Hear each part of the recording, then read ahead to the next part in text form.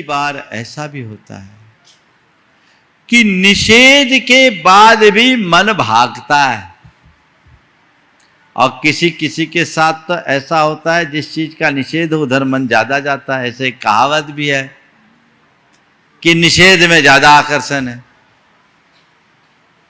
जिस चीज के लिए मना किया जाए मन उधर भागता है। एक राजा था, उसके सिर में बाल नहीं थे, उसको सनक चढ़ी मुझे बाल उगे। वैद्यों को बुलाए, वैद्य चिकित्सा करे, बाल ना हो वैद्यों को कैद कर दे। जितने भी वैद्य थे सब परेशान।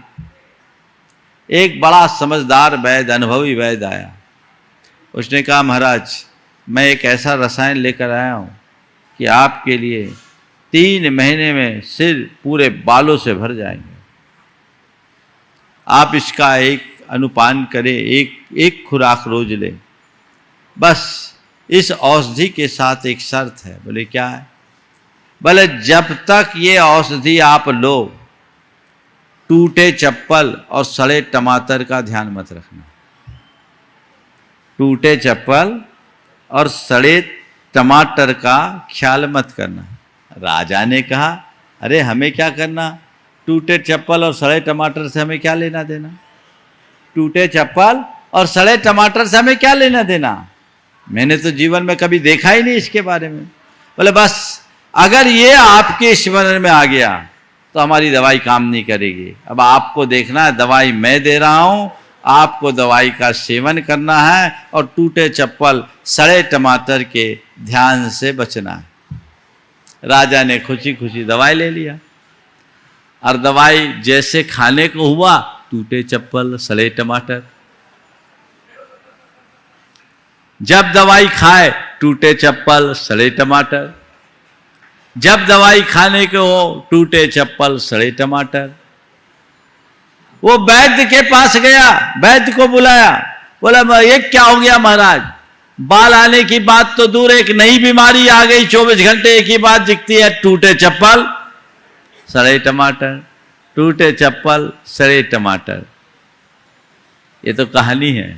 बात यही है कि जिन बातों से हमें बचना होता है प्रायः चित्त उधर भागता है पुराने संस्कार के कारण। तो उसे क्या करे, उससे कैसे बचे? उसके लिए नियंत्रण,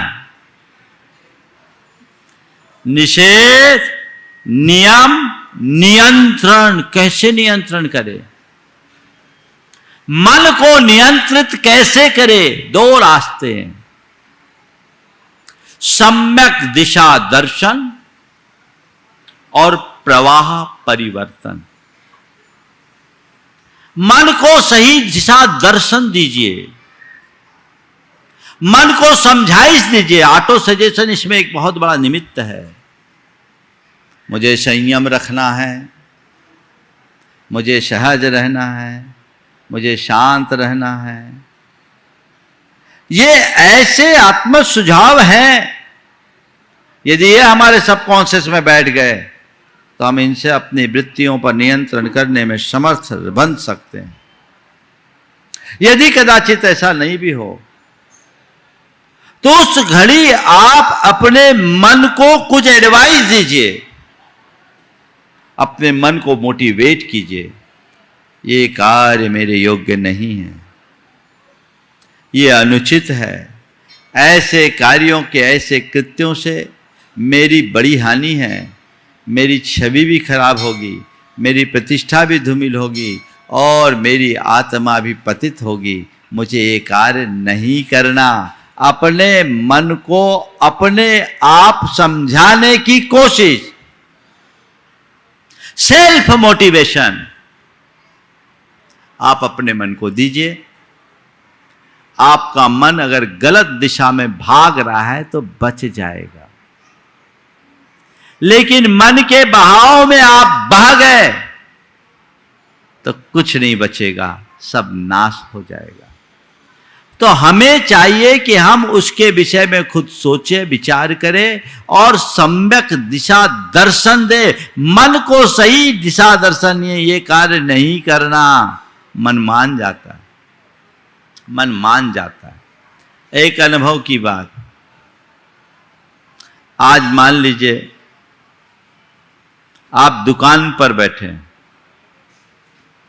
ग्राहक दिमाग चाट रहा है, 1 घंटे से आपने ढेर सारे सामान दिखाए, एक भी पसंद नहीं किया, ऊपर से ये बोल रहे तुम्हारी दुकान में तो कुछ है ही नहीं। बोलो उस समय क्या प्रतिक्रिया करते हो? क्या प्रतिक्रिया होती? गुस्सा तो आता है। तो क्या करते? गाली बकते हो, उसे तमाचा मारते हो, क्या करते हो?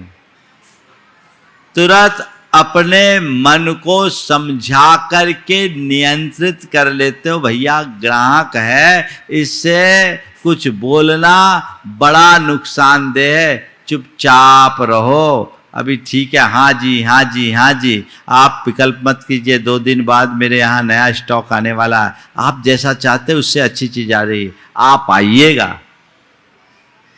ये किसने नियंत्रित किया? आपने खुद ने किया ना।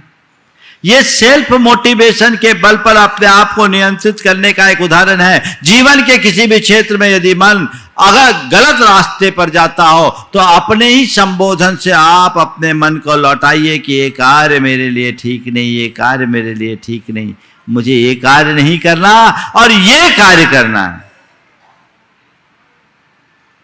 और फिर प्रवाह परिवर्तन, मन को डाइवर्ट कर दीजिए, किसी अच्छे कार्य में लगा दीजिए, किसी दूसरे कार्य में लगा दीजिए, कुछ अच्छा पढ़ने लगिए, कुछ अच्छा सुनने लगे, किसी से अच्छी बातें करने लगिए। मन अपने आप डाइवर्ट होगा और मन डाइवर्ट होगा तो सब चीजें ठीक हो जाएगी। तो सम्यक दिशा दर्शन और प्रवाह परिवर्तन, ये 2 चीजें ऐसी है जिससे हम अपने मन पर नियंत्रण लाने में समर्थ हो सकते हैं। मन की भागती हुई वृत्ति को नियंत्रित करने का यही एक उपाय है। ज्ञान में ही समाधान है। इसलिए हमेशा मन को अच्छा संबोधन देने का प्रयास करें। यदि ऐसा संबोधन हम अपने मन को देने लगे तो मन बदल जाए, फिर ज्यादा कुछ कहने की जरूरत नहीं होगी। और एक बार हमने मन को संभाल लिया तो सब कुछ संभल जाएगा। नीतिकार कहते हैं जितम जगत केन मनो ही ये न। जग को किसने जीता? जिसने मन को जीता। मनो विजेता, जग तो विजेता। मन को जीत लेने वाला सारे जग को जीत लेता है। सारे जगत को जीतने वाला यदि अपने मन से हार गया तो सारे जग का गुलाम बनता है। ये चारों सूत्र निषेध, नियम, नियंत्रण, तब होगी शुद्धि। अपने विकारों से अपने आप को मुक्त करना चाहते हो, अपनी चेतना की शुद्धि करना चाहते हो, अपने जीवन को रूपांतरित करना चाहते हो, अपने अंतर मन को निर्मल बनाना चाहते हो, अपने व्यवहार को विशुद्ध बनाना चाहते हो, तो ऊपर के 3 सूत्रों का अनुसरण करो। और कोई रास्ता नहीं है। ऐसे भ्रम में मत रहना कि महाराज का आशीर्वाद मिलेगा मैं सुधर जाऊंगा। ऐसे भ्रम में मत रहना कि किसी की कृपा बरसेगी और मैं धन्य हो जाऊंगा। न भूतो न भविष्यति। जीवन का रूपांतरण न तो किसी के आशीर्वाद से होता है, न ही किसी की कृपा से। जीवन का रूपांतरण स्वार्जित पुरुषार्थ से ही संभव है और उसके लिए आपको खुद आगे आना पड़ेगा। स्वार्जित पुरुषार्थ, खुद के लिए पुरुषार्थ कीजिए। और एक बात, जब मन में विकार हो उस समय पुरुषार्थ काम नहीं करता। मन शांत हो तब करो। सम्यक दिशा दर्शन दो, प्रवाह परिवर्तन करो। लेकिन जिस समय वेग आता है उस समय प्रवाह को परिवर्तित करना बड़ा कठिन होता है। पानी के सामान्य प्रवाह को मोड़ना बड़ा सरल है। नदियों में नहर बना दो और पानी को वहां पहुंचा दो जहां आवश्यक है। लेकिन जब बाढ़ आती है तब, जिस समय नदी में बाढ़ हो, उसके प्रवाह को मोड़ना असंभव हो, विप्लवकारी बन जाता है। बात समझ में आ रही है मैं क्या कहना चाह रहा हूं? नदी में जब सामान्य प्रवाह है तो उसे आप आसानी से मोड़ सकते हैं, लेकिन प्रवाह की जगह बाढ़ हो तो उसे नियंत्रित कर पाना बड़ा मुश्किल है। मन में सामान्य आवेग संवेग आए तो उसे नियंत्रित करना बड़ा सरल है, लेकिन जब मन में उद्रेक आता है यानी संवेगों की बाढ़ आती है तो उसे नियंत्रित करना बड़ा मुश्किल होता है। वो सारी मर्यादाओं को तोड़कर विप्लवकारी विनाशकारी बन जाता है।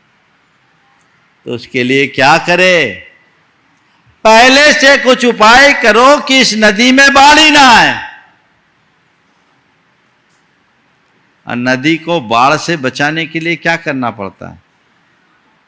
बांध बनाना पड़ता है, दोनों तरफ के तटबंधों को मजबूत बनाना पड़ता है। तो ये अगर तुमने बना के रखा तो चाहे कितना भी पानी क्यों ना आए, बाढ़ नहीं आएगी। तुम्हारे भीतर भावनाओं का कैसा भी वेग हो, यदि तुमने अपने आप पर संयम का बांध बना रखा है तो तुम्हारे जीवन में विनाशकारी बाढ़ कभी नहीं आएगा, जबकि वो होगा तो निर्माणकारी ही होगा। उससे अपने आप को बचा सकोगे। वो क्या है? बारिश होते समय बांध नहीं बनाया जाता, बारिश के पहले बांध। आत्मनियंत्रण आप चाहते हो, इंद्रियाधीनता से बचना आप चाहते हो, नियमित भावना योग कीजिए। भावना योग ऐसा अभिनव प्रयोग है जो आपको शारीरिक, मानसिक और चैतसिक तीनों प्रकार की समस्याओं से मुक्त करेगा। आप आत्म संयम को पा सकेंगे, आत्मविश्वास को पा सकेंगे, आपकी आत्म क्षमताएं विकसित होगी और उसके बल पर आप अपना आत्म कल्याण कर सकोगे। नियमित भावना योग कीजिए। कल मुझसे किसी ने कहा, महाराज आप भावना योग के बारे में बता रहे, भावना योग करे कैसे, क्या कोई कार्यक्रम होता है? मैं आप सबसे कह रहा हूं, बहुत लोग, लाखों लोग भावना योग कर रहे हैं। आपको सब यूट्यूब और प्रमाणिक ऐप पर उपलब्ध है। आप उसे सुने और उसे, जो मैं कह रहा हूं, उसे बार बार दोहराए, उसे बार बार दोहराए, गहराई में उतर कर दोहराए। आपके सबकॉन्शियस माइंड में उनकी छाप पड़ेगी और यही छाप आने वाले समय में विप्लवकारी बाढ़ से बचाएगी। आपके अंदर भावनाएं तो रहेगी, लेकिन भावनाओं का उद्रेक कभी नहीं होगा। जीवन में सहजता, सकारात्मकता होगी, जीवन में संयम और शांति होगी, जिसकी आज सबसे ज्यादा आवश्यकता है। और जिसके अंदर सहजता हो, जिसके अंदर सकारात्मकता हो, जिसके अंदर शांति हो, जिसके अंदर संयम हो, सच्चे अर्थों में उसके ही जीवन में आनंद है और वही जीवन का आनंद ले सकता है। तो इंद्रिय वसदा से बचना चाहते हो, इंद्रियाधीनता से बचना चाहते हैं, भावना योग का प्रयोग कीजिए और थोड़ा समय अपने आप के लिए दीजिए। इसकी बहुत ज़रूरत है। सेल्फ कंट्रोल के बिना आप कुछ नहीं कर सकते। इसके लिए हमें खुद को अपने अंदर से तैयार करना होगा, और वो तैयारी यदि अंदर घट गई तो हमसे भाग्यशाली इस दुनिया में कोई नहीं होगा। तो पापात्मक वृत्ति से अपने आप को बचाना चाहते हो तो इंद्रियाधीनता से बचें। ये बहुत बड़ी दुर्बलता है और इसे हम जितनी तत्परता से दूर करेंगे, हमारे जीवन का पथ उतनी जल्दी प्रशस्त होगा। इसलिए इसी तरीके से आप अपने आप को देखने की कोशिश करें। इस पुनीत भाव से मैं यहीं पर विराम दे रहा हूँ। बोलिए परम पूज्य आचार्य